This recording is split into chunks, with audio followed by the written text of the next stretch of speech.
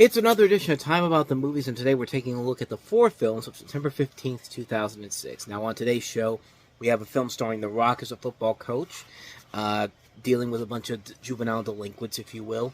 We also have Brian De Palma's latest film, as well as an animated feature about Babe Ruth's bat, and also Zach Braff's follow-up to Garden State. Before we get to those movies, let's talk about the biggest new release of the weekend, which is Dwayne Johnson, The Rock, in Gridiron Gang.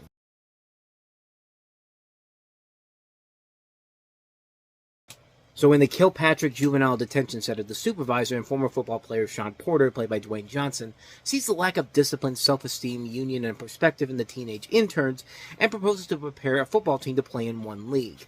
He is supported by one of his supervisors, and a successful experience changes the lives of many young kids. And, if you've seen one of these movies before, you've seen all these movies. They're all pretty lackluster, except for ones like Remember the Titans, or most of the Disney underdog sports movies. This is a movie that's trying to be like a Disney underdog sports movie, but much more grittier and much more intense. But at least it's showing what Dwayne Johnson's range as an actor is. And I guess that's the one real positive I could take from the movie, is that Dwayne Johnson overall isn't bad in the movie. In fact, he's probably the best overall thing about the film in general. Everything else is pretty lame. I mean, this is a story that's not really all that engaging or exciting. Like I said, we've seen this story done so many times before in the past. Friday Night Lights did this much better, except for obviously that they weren't in Friday Night Lights. They weren't criminals, juvenile delinquents, if you will. But I don't know. There's probably a good movie in here somewhere, but I honestly didn't see it. I mean, I remember watching this movie back in the day when it came out in theaters, and I was like, yeah, I couldn't find anything of noteworthiness to it, per se, and it really has not held up over time, honestly. Plus, we've seen Dwayne Johnson do so many better things than movies like this, and like I said, the only real positive that can come from this is that we get to see what Dwayne Johnson can do as an actor as a whole, instead of him just being in another generic action movie in general. So he is really trying his hardest to save the film, but other than that, though, it's not enough for me to say that this is a good movie, and I can't really say it is a good movie, so yeah, definitely a hard skip on Gridiron Gang. So with that said, let's go ahead and move on to the next movie we have here, and that's Brian De Palma's latest film, The Black Dahlia.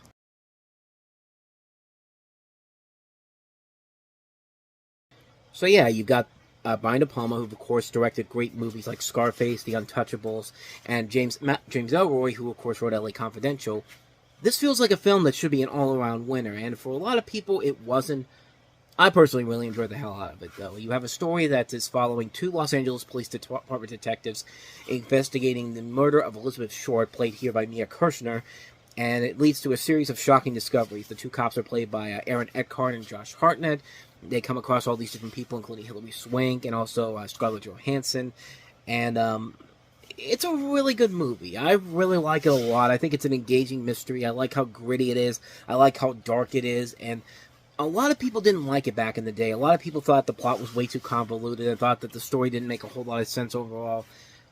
I don't know. I thought I followed it pretty well throughout when I first saw it, and I think it still holds up a lot in the years since it's been released, and I actually like it. I think it's a really good film, and I think it works because the performances are really good. You got great performances by Hartnett, Johansson, Eckhart, and Swank, but of course the breakout here is Mia Kirshner playing Elizabeth Short, and she really makes it work. She really is putting a lot into this role in particular, and it just works to so many levels. It's really the one thing you come out of this movie remembering the most from it, honestly.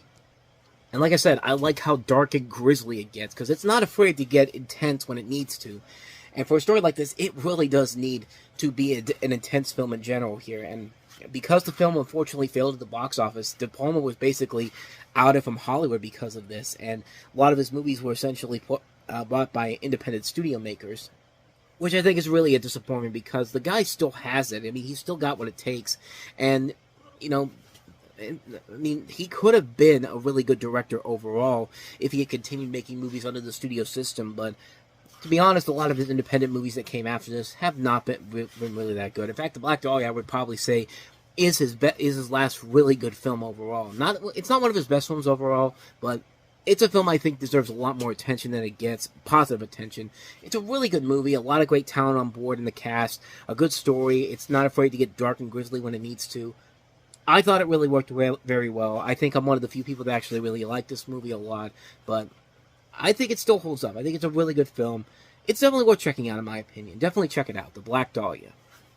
So with that said, let's move on to our next movie, and that is the animated feature Everyone's Hero.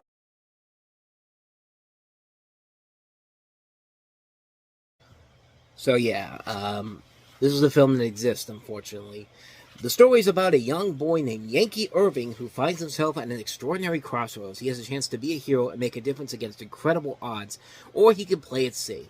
With faith in himself instilled in his family, he teams up with a sassy young girl played by Raven Simone and some off-the-wall sidekicks, a baseball voiced by Rob Reiner and Whoopi Goldberg as Babe Ruth's bat, and embarks on a sometimes perilous, often funny cross-country quest.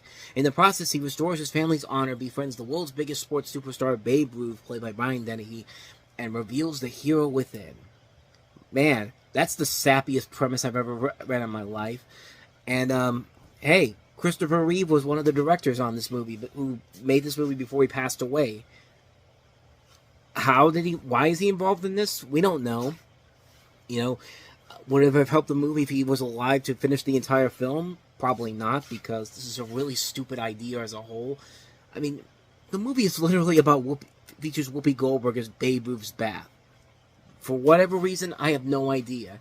This is a really, really lazy movie. I mean, it is so badly put together, and maybe there's a good idea there, but everything about this movie just feels so sappy, so cheap. I mean, this is a film that really looked pretty bad from the get-go. And, yeah, like I said, there's a possibility for something good in this movie, but it's really not that good of a film. In fact, far from it. It's a really, really bad movie overall. And there's nothing funny about it. There's nothing clever about it. There's nothing engaging about it. There's nothing interesting about it whatsoever. It's a really lame movie. And if this was everyone's hero, then the world is pretty much fucked over big time. Because, man, this movie sucks. This is a terrible, terrible movie. Really lazy film overall. Yeah, I didn't like it. I hated it from the beginning, and it has not held up well over time either. So, a hard pass on everyone's hero. And Christopher Reeve, you deserve to have a much better movie with your name attached to it as your last project you worked on. Him and his wife, too, because his wife worked on this movie, too. Dana Reeve, but she passed away before the movie came out as well. Yeah, they deserve a better project to have their name attached to than this pile of garbage here. So, can we end the show on a much better note? Can we end it on a better note with The Last Kiss?